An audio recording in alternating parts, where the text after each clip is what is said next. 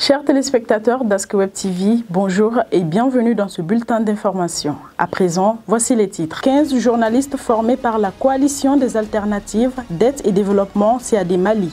Les partis politiques signataires du 31 mars réclament la libération de leurs camarades détenus depuis 5 mois. Plus de détails dans ce JT.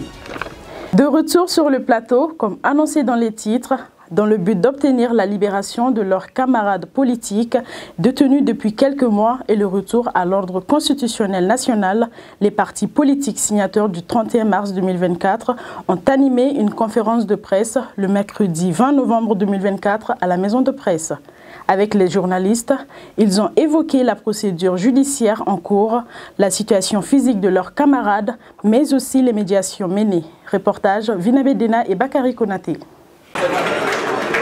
Depuis le 24 juin dernier, 11 responsables politiques sont placés sous mandat de dépôt pour tentative d'atteinte à la sûreté intérieure de l'État, trouble à l'ordre public et d'opposition à l'exercice de l'autorité légitime.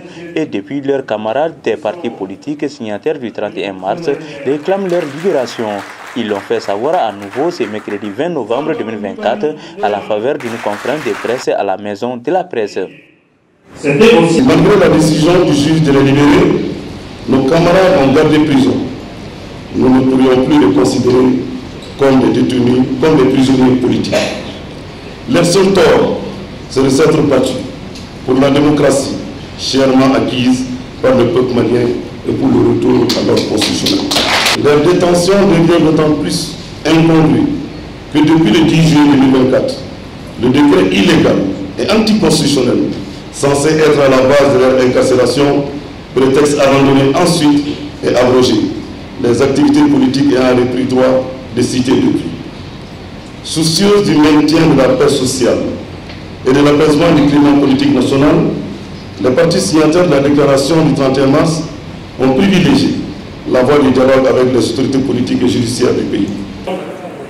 Cette rencontre avec les hommes des médias a été l'occasion pour ces partis politiques de non seulement réclamer la libération de ceux qu'ils appellent détenus d'opinion, mais aussi les retours à l'ordre constitutionnel devant mettre fin à la transition. De faire tout ce que nous pouvons, de façon légale et légitime, pour défendre ces idéaux-là. Une façon de les honorer, d'obtenir leur libération, c'est de continuer ce combat. Au-delà même de la demande de leur liberté, de son obtention, mais aussi de retour à l'ordre constitutionnel normal. Cette conférence est intervenue au moment où le chef du gouvernement sortant, Choguel Kokala Maïga, s'est vu remercié par le président de la transition. Les partis signataires entendent œuvrer également pour l'élargissement des autres détenus et le retour des exilés politiques. À Nonsombourou, la coalition des alternatives d'aide et développement CAD Mali a organisé une formation de 2 jours destinée à 15 journalistes maliens visant à renforcer leurs compétences sur les enjeux environnementaux et la politique nationale de lutte contre les changements climatiques. Dans un pays particulièrement vulnérable aux impacts du changement climatique, cette initiative a pour objectif de sensibiliser les médias sur l'importance d'une couverture éclairée et engagée, essentielle pour informer le public et inciter à l'action collective face à cette crise environnementale croissante. Suivons ce reportage de Sogonoba Dansoko. Du 13 au 14 novembre 2024, la coalition des alternatives africaines d'aide et développement du Mali, CAD Mali, a organisé une formation à l'intention de 15 journalistes. Cette formation qui s'est tenue à Nonsombourou dans les anciens locaux de l'ONG World Vision avait pour but d'aider les journalistes à mieux comprendre la politique nationale de lutte contre les changements climatiques. Le changement climatique joue négativement sur beaucoup de secteurs au Mali, principalement l'agriculture, l'élevage, la pêche, j'allais dire sur l'industrie. En tout cas, toutes les activités connaissent aujourd'hui les impacts néfastes du changement climatique. Nous, les pays pauvres, nous sommes les victimes du changement climatique, alors que nous ne sommes pas les grands responsables. Sinon, notre responsabilité n'est pas trop grande en matière de variabilité climatique. En vue de s'adapter et atténuer les effets des changements climatiques, les journalistes ont saisi cette opportunité pour mieux appréhender les enjeux et les solutions mises en œuvre par le gouvernement face à cette situation. La politique de lutte contre les changements climatiques est élaborée par l'État du Mali déjà il y a quelques années, mais on constate que cette politique elle est encore méconnue. Elle reste toujours méconnue par la plupart des populations du Mali, surtout en milieu rural. Que les populations qui vous écoutent tous les jours s'approprient aussi davantage de la politique, des stratégies développées dans la politique pour les mettre en œuvre concrètement pour vraiment toujours atténuer les effets néfastes du changement climatique. Les changements climatiques constituent aujourd'hui des problèmes auxquels il nous faut tous nous impliquer et trouver des solutions, changer de comportement pour préserver en tout cas notre vie, mais également préserver la vie future de nos progénitures. Les journalistes, conscients de leur rôle, ont échangé sur les méthodes d'adaptation et d'atténuation des effets des changements climatiques. Cette formation leur permettra d'être mieux outillés afin d'informer et sensibiliser la population sur les enjeux climatiques. Après la formation, moi je vais faire des émissions radiophoniques sur la politique du changement climatique.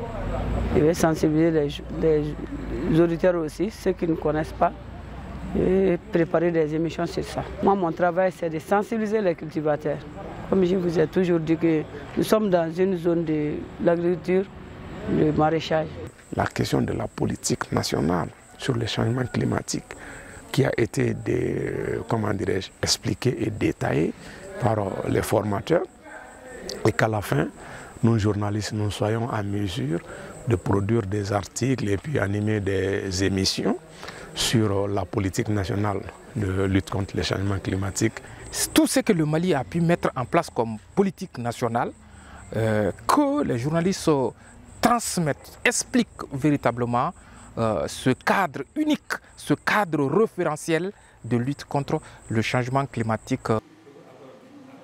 La CAD Mali espère que cette formation permettra aux journalistes de diffuser des informations claires, précises et complètes sur la politique nationale de lutte contre les changements climatiques. En informant le grand public, ils contribueront à encourager les populations à appliquer des mesures d'atténuation et les sensibiliser sur les enjeux des changements climatiques. Dans l'objectif de présenter ces filières et ces opportunités de formation, le groupe Intelligentsia Éducation a organisé le jeudi 21 novembre 2024 une journée porte ouverte. Cette journée a réuni les élèves, enseignants et des invités à la faveur d'un atelier interactif avec comme thème l'entrepreneuriat. Compte rendu avec Vina Bedena. Dans le cadre de ces activités pédagogiques, le groupe Intelligentsia Education a organisé ce jeudi 21 novembre 2024 une journée porte ouverte. Occasion pour les responsables de cet établissement de faire découvrir davantage la structure éducative créée il y a 7 ans en présentant ses filières d'études et les opportunités de formation.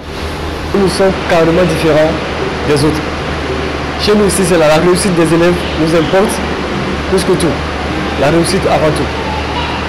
Ce qui nous démarque des autres, je vous dirais que tout d'abord c'est le travail, la qualité du corps professoral que nous avons, la bonne organisation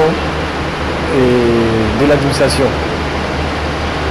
Et chez nous, tu ne viendras pas et tu ne repartiras pas sans être satisfait. Cette journée a été mise à profit pour échanger avec les élèves du dit groupe et les inviter sur un thème d'actualité qui est l'entrepreneuriat. Ce fut un moment pour les élèves d'avoir des idées pertinentes sur les notions de l'entrepreneuriat. Si on est en entrepreneuriat, on peut faire beaucoup de projets. On peut avoir de l'argent, de faire des commerces, créer beaucoup d'entreprises et développer les pays aussi.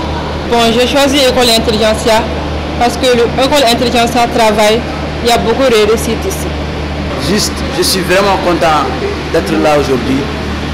J'ai choisi notre lycée Intelligentsia parce que j'ai l'honneur de comprendre beaucoup de choses ici. On apprend l'allemand, anglais, philosophie, français, comme littérature et linguistique, et maths aussi.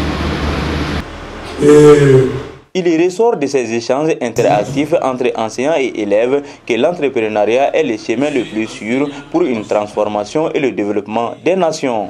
Je dirais que oui, parce que d'abord la modélisation, les élèves sont sortis et ils ont posé des questions pertinentes pour comprendre vraiment la chose. Donc ils sont vraiment intéressés du sujet puisqu'ils voient les aînés ont fini des études et chôment. Maintenant, pour ne pas tomber dans la même spirale, ça a été vraiment un intérêt pour eux de poser beaucoup de questions. Et ces questions-là, les réponses qu'ils ont reçues, ils ont même dit à la fin qu'ils vont proposer, ils vont faire des propositions de projets qui vont nous apporter, nous allons étudier et pourquoi pas commencer à lancer, en étant élève, commencer à lancer l'entrepreneuriat. Donc c'est une grande satisfaction.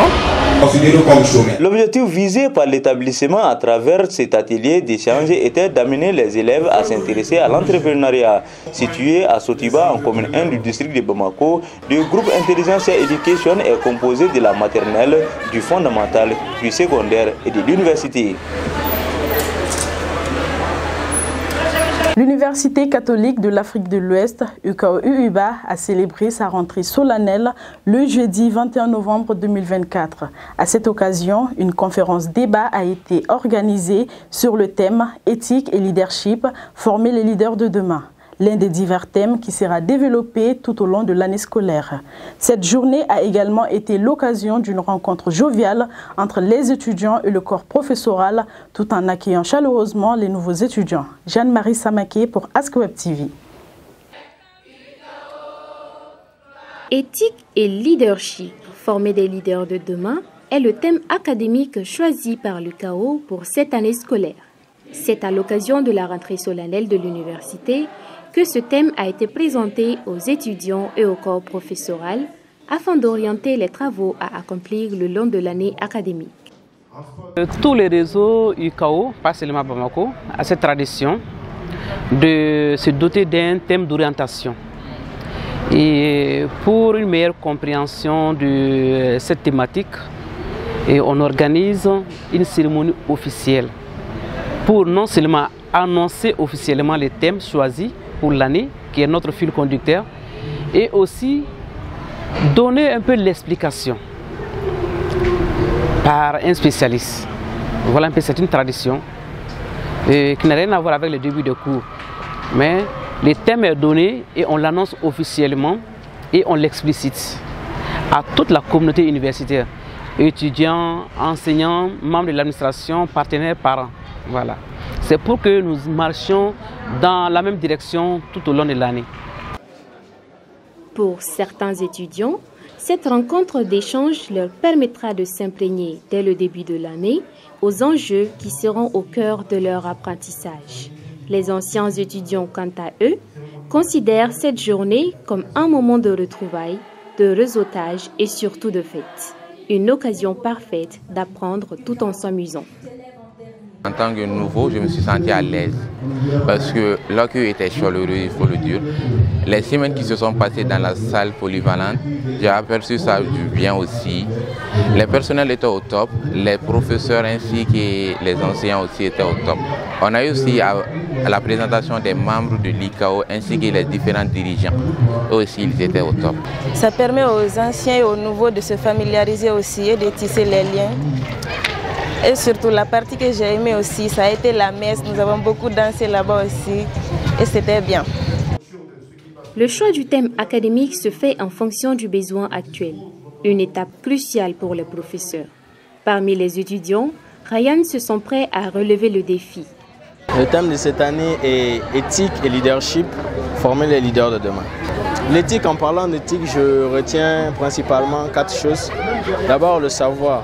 Donc les capacités intellectuelles, le savoir-être, la façon de se comporter, de se tenir, le savoir-vivre, comment vivre avec ses semblables.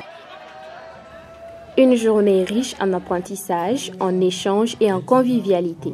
La rentrée solennelle de l'Université catholique de l'Afrique de l'Ouest marque le début d'une nouvelle année académique placée sous le signe de l'excellence et de l'innovation. Salimata Ballo, une jeune entrepreneure consciente des conséquences néfastes des sachets plastiques sur l'environnement, s'est engagée dans le recyclage et la transformation de ces sachets à travers son jeune entreprise Culture Éco-Synergie. Elle est spécialisée dans la confection des sacs d'écoliers et divers accessoires féminins. Cette femme inspirante aspire à développer son concept de recyclage et créer des opportunités d'emploi pour les femmes maliennes. Reportage Omar Djaï et Assetou M. Konaté.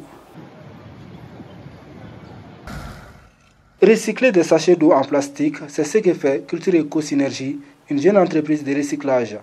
Elle propose divers articles, dont des sacs d'écoliers, des ceintures et des porte-monnaies en tissu bogolan. Une initiative de Salimata Ballo, une malienne ambitieuse évoluant depuis 2 ans dans l'entrepreneuriat féminin. Je me suis dit, pourquoi pas essayer de mettre en place une réelle gestion de ces déchets plastiques. C'est comme ça m'est venue l'idée, pourquoi pas faire des sacs. Ils sont bourrés avec du chiffon, ce qui se défait avec le temps et les lavages. Remplacer avec le plastique, ça dure beaucoup plus longtemps.